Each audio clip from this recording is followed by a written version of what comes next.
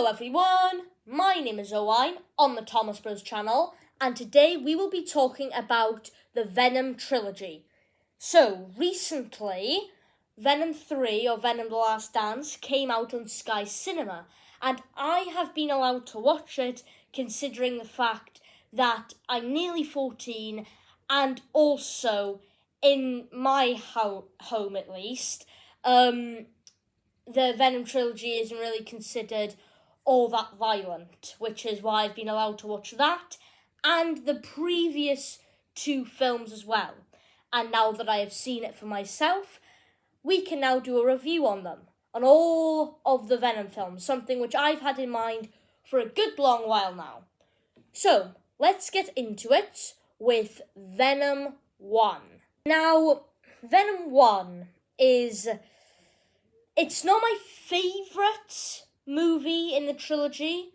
Well, by favourite, I mean it's not the one that I think has the best story. I think that goes to Venom The Last Dance. However, it is probably the movie that is best organised. The movie that has all of its stuff in order,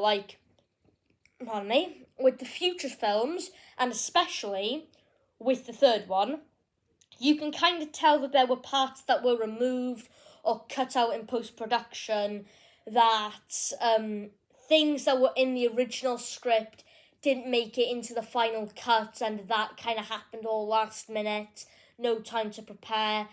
But this first one doesn't really feel like that. It feels like everything that was in the script happened in the film. Everything went according to plan. No, I won't say no reshoots, because I think every film pretty much has reshoots, but, no rewrites, no cast changing, or any big story changes. It was just how it was on the page is how it is in the film. Which is good, because that means it's, from a filmmaking standpoint, probably the best out of the trilogy. So, bravo, first Venom film. Now, as for that first Venom film, it's actually pretty good. As I've said, it's not my favourite of the trilogy, but it is definitely really good. It obviously follows the story of Eddie Brock, who, tries to investigate Carlton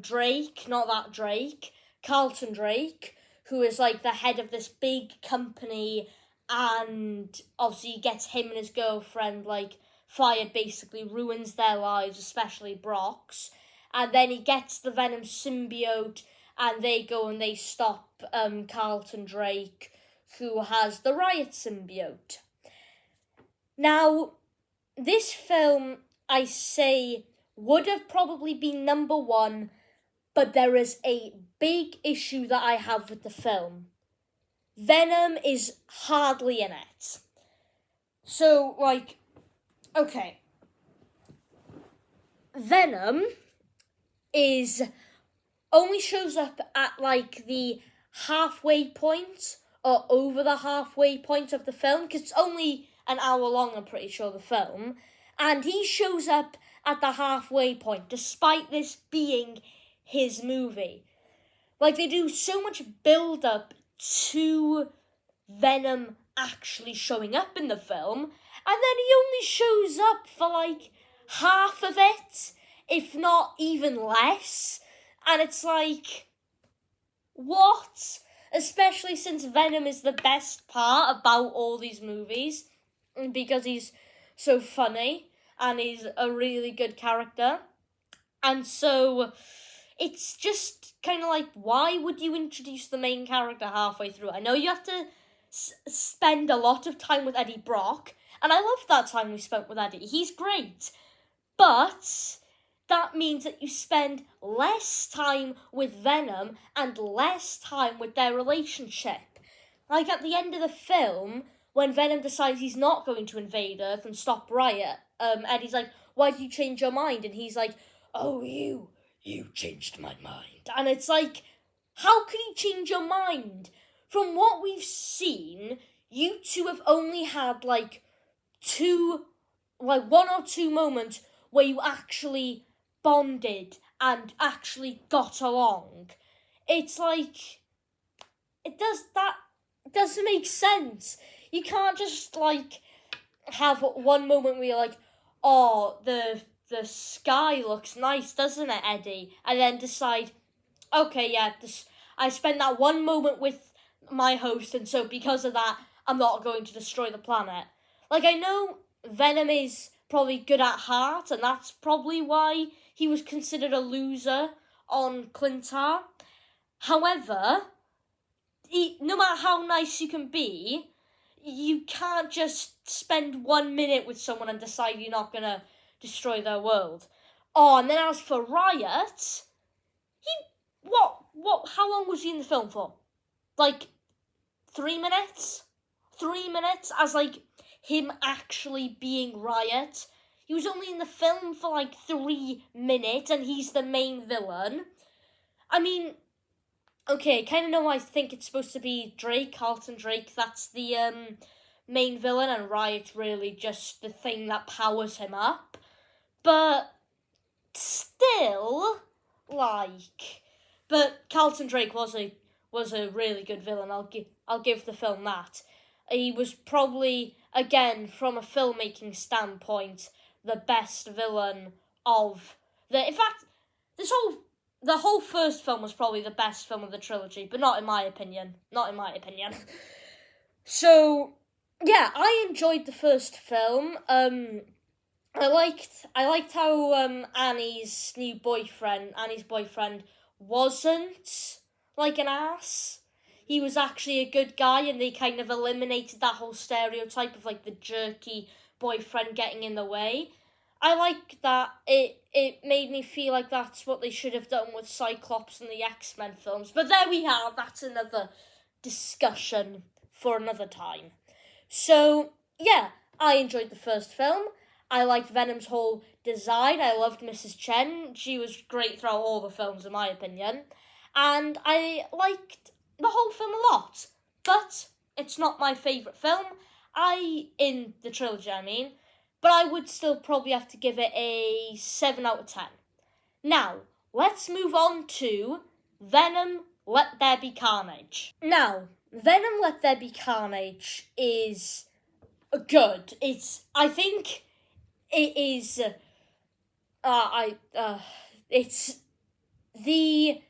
underrated. I'll just come out and say, I was trying to figure out the words, but I think people give it far too much hate than what they should. Yes, I know Carnage is far, far more violent and far more gory than he is in this film, but I mean, you don't really have to.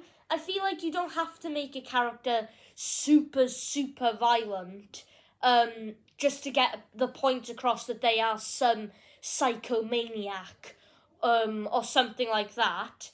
I mean, like, if, for example, I say Fisk in the 90s Spider-Man, they didn't show him doing anything overly brutal, but they still managed to get the point across that he is a really intimidating and really evil force. Yes, violence does probably, like, show, don't tell kind of thing, and it probably does get the point across better, but that doesn't mean that you have to make it, like, super, super violent, if that makes sense. But Carnage's voice does not sound anything like him. I did like Carnage in the film. Didn't like his voice. Far too deep. Should have been more high-pitched and raspy and like that. But anyway, Cletus Cassidy, I can't remember the guy who played him, but he did a phenomenal job.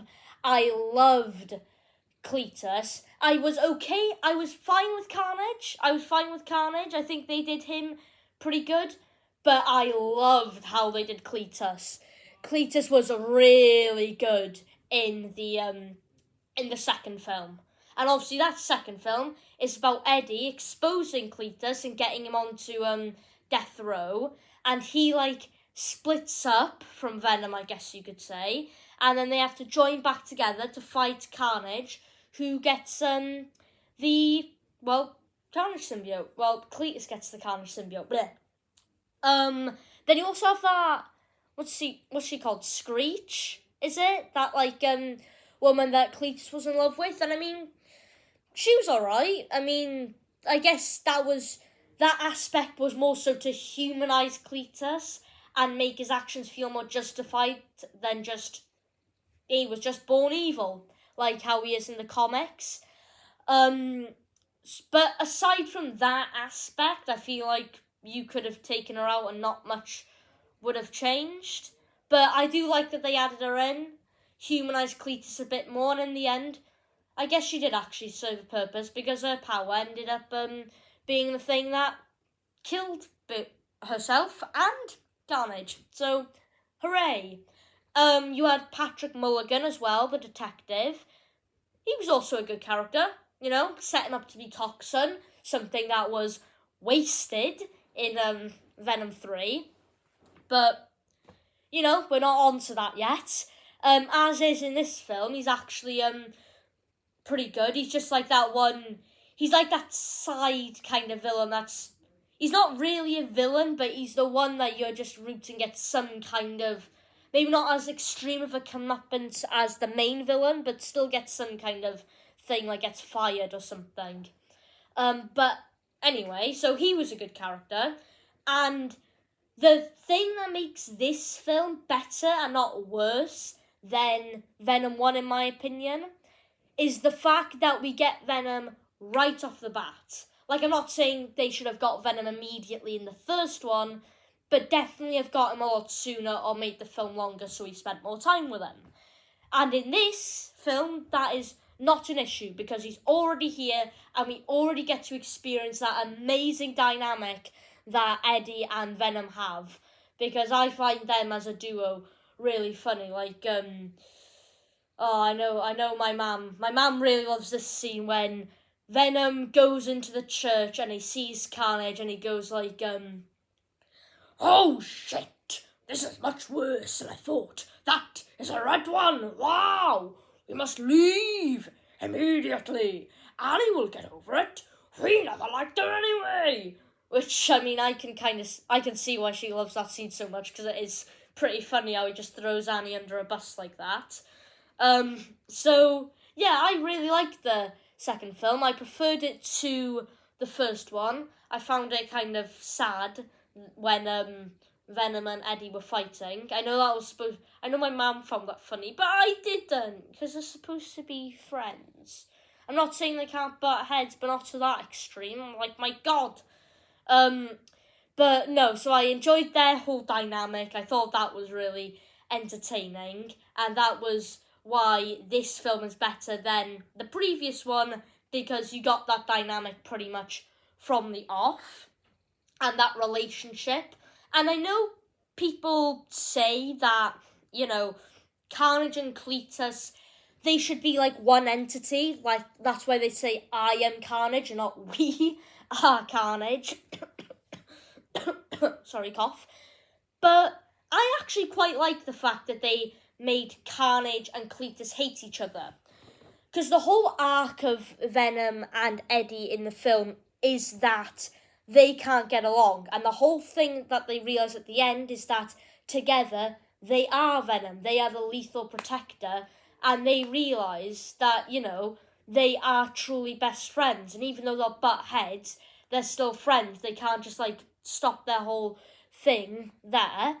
And Carnage and Cletus' relationship is meant to reflect that. They're meant to be the relationship that Eddie and Venom would have if they never were to get along.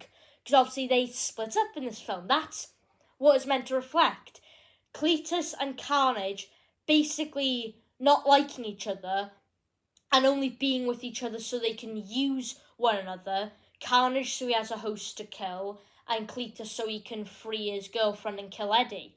And so that's why I quite like the fact that they made those two hate each other, because that makes the whole arc of Venom and Eddie finally getting along and realising that they need each other and that they are truly great friends, is reflected by that whole thing with Cletus, and it makes that feel a lot better in my opinion.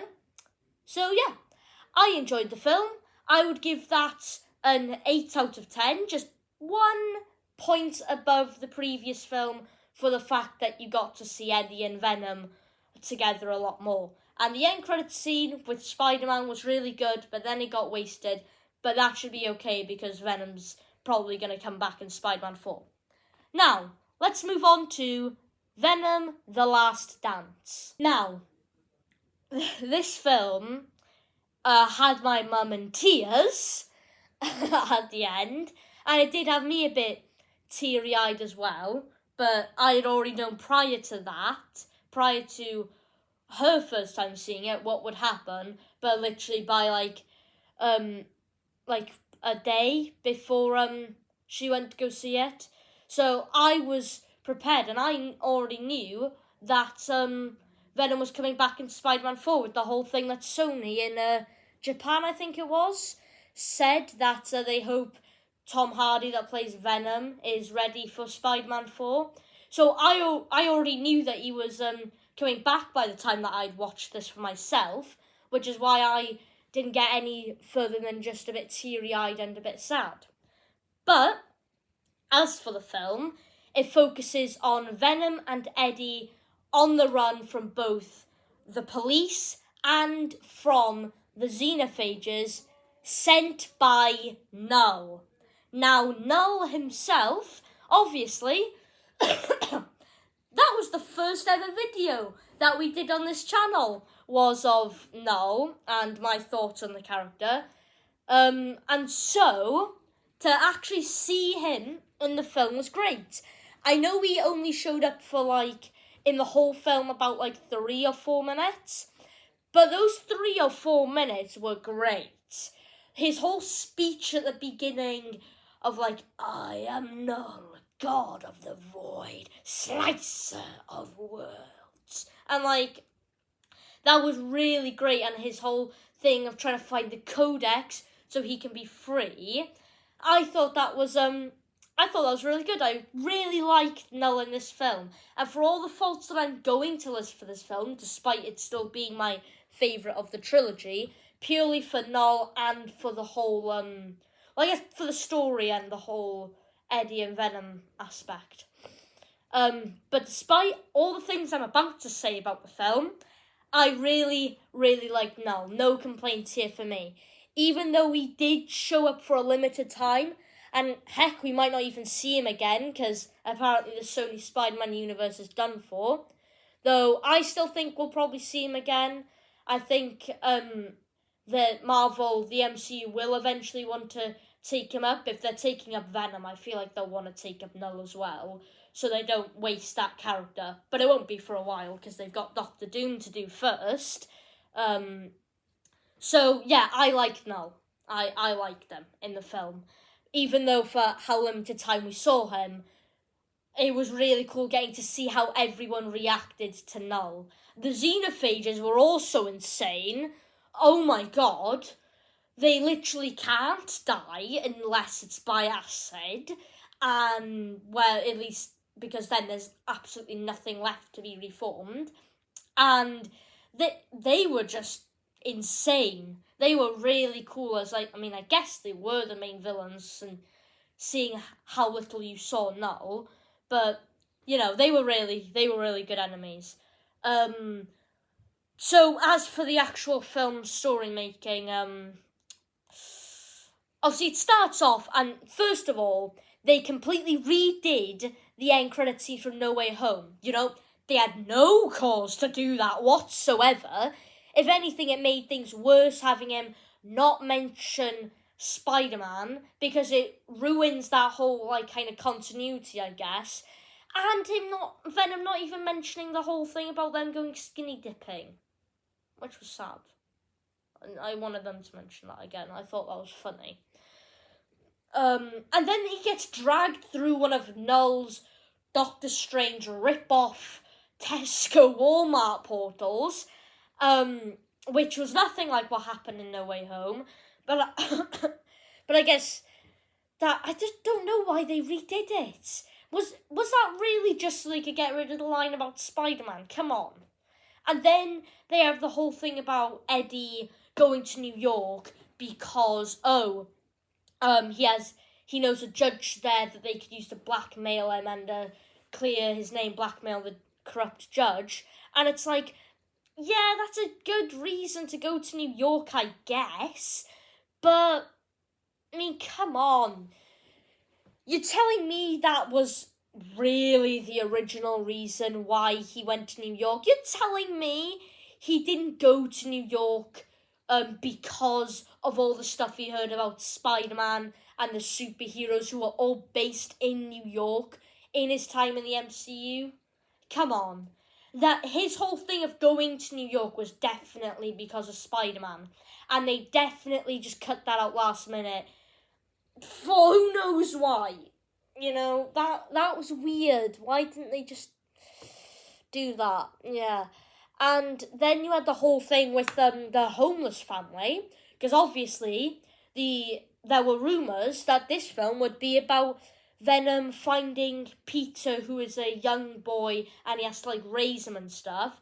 And I feel like the whole thing of the family being in here, like, you can't tell me that wasn't actually a thing, that the old hillbilly person would actually be Kurt Connors. The wife lady would actually be Aunt May, and the kid would have actually been Peter Parker. But then they realised, oh wait, people don't like that, but we've still paid for these people to come on, so let's just change their roles entirely to be these other characters that don't really matter to the story. Though I did like the time that they did spend with Eddie and Venom. But still, you can't tell me that's not what they were originally there for. Come on. But, yeah, so those are, like, my main complaints with it. And then the whole thing of, like, the symbiote shedding and all that. I mean, again, putting that in the trailers was just flat out just a way to bring people into the cinema so that more people would come and watch the film. It's basically just like how they did with, well, not to as grand of a scale, but it is similar to what they did with Morbius and all the Spider-Man murals and stuff. So the film has its issues, that is for certain, and Venom in his full form wasn't really in the film, which I do get because, you know, of the whole Codex thing, but still, come on. So, obviously, with all the complaints I've listed now, you might think that I don't like Venom 3, and that is far from the case. The things that save this film are, well, one, the whole concept of the story, even though it wasn't as well executed as I would have wanted it to be, like how Venom 1 was, I did really like the story with Null and all that, even if I think it could have been executed better.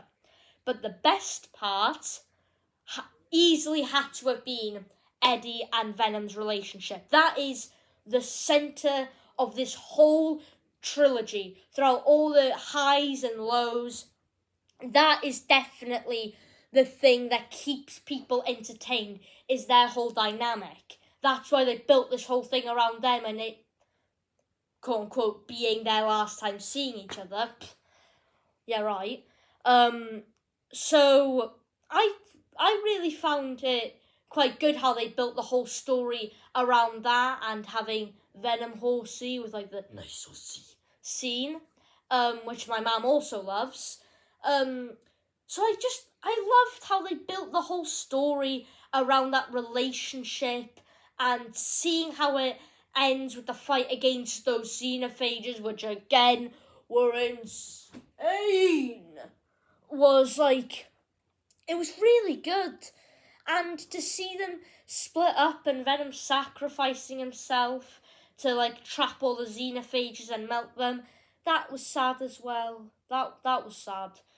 And so I really liked the fact they built it all around that, and that whole dynamic that is been the most entertaining part to watch about all these films. So yeah. Also, that fight at the end with all the symbiotes, that was crazy. You also had Dr. Payne, who becomes like the purple symbiote. Not Lasher, that's the green one. I can't remember her name. But I didn't really feel like, what was the point of focusing so much time on her when you could have spent that time focusing it on Null or Venom and Eddie's relationship to make the ending hit even harder? Like, they didn't really need to focus so much on her, because really, I mean, like, think about it. If they were trying to have that all build up to her becoming her symbiote form, and how long did that last for? A couple seconds. It lasted even less than Riot did in showing up in the Venom 1, and I didn't even think that was possible. So I don't think they should have focused as much time on her as they should have. They should have focused more time on the story and making it all feel a bit more continuity and stuff, and Eddie and Venom, because we love that, or Null, to make him seem even greater of a villain, and make him have more stuff to do. Also Toxin, if you can even call it that, because that's another complaint. They literally just said, oh, the Toxin, like the symbiote left him, and then they put a new symbiote in him because he was about to die. It's like, why would you do that? I'm sorry? What? What was the point of that? It literally does not change anything. You set him up to be Toxin. You gave him a bit of the Carnage symbiote to become Toxin. So why just scrap that whole thing, have that whole symbiote just leave, and replace it with this new green symbiote? It doesn't make sense. I mean, like, you already had it established. Just have it be that they just detained him when he went full Toxin, covered it up, and then just threw him in there. There was no need to have this whole thing of that the symbiote left then. That was absurd. I didn't understand why they did that. And then he dies immediately, and it's like, oh, all right, bye then. He could have had a far bigger role. I know his whole thing was to tell them about Null and stuff, but I mean, like, imagine if he was Toxin, he could have maybe, to try and spare himself from Null's, like, wrath, because he saw the future and saw he escapes eventually. Maybe instead of fearing Null, he instead thinks, maybe if I help the Xenophages kill Venom and get the Codex, then Null will spare me. And then Toxin kind of becomes like a side villain. And then we can focus more time on him and make him seem better, and the whole build-up with Patrick Mulligan seem better. But yeah, that, and then Strickland was good. And there was the guy in the shadows that obviously people think was Martin Lee, but I don't think we'll ever find that out. That's why they threw the general in at the end. So yeah, I enjoyed Venom 3, and the only reason why it's my favourite Venom film is because of Eddie and Venom's dynamic. That was the holy thing of this whole trilogy, and it was the best in this film, especially with how high the stakes were. And I liked how they called back to the first Venom film, with Eddie dying and Venom saving him, and that creating the Codex. I like that callback. So, with that being said, I don't think I have much else to say, other than this film was a 9 out of 10, Venom The Last Dance, so ironically we've gone from a 7 to an 8 to a 9. So I enjoyed it, and let me know, guys, what you thought of the Venom trilogy down in the comments, and your ranking, your reasons. I want to know them. And with that being said, I've been Owain on the channel, and I will see you guys later. Ta-da!